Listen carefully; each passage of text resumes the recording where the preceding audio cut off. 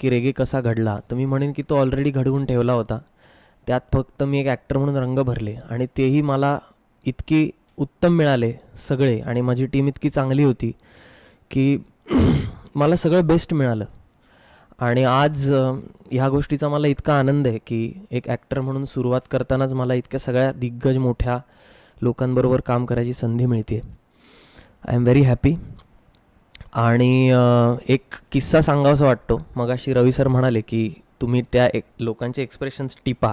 त्याच्यावरनं एक किस्सा असा की पीफ फेस्टिवलला ह्याचा शो झाला आणि एक आय डोंट नो, त्यांना मराठी बोलता येत नव्हतं, त्यांची नॅशनॅलिटी काय होती मला माहीत नाही.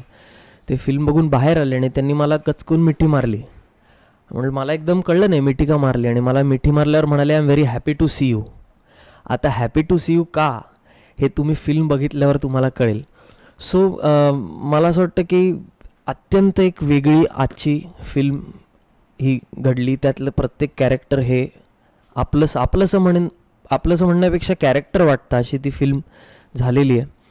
आणि रेगे करताना खूप मजा आली मला.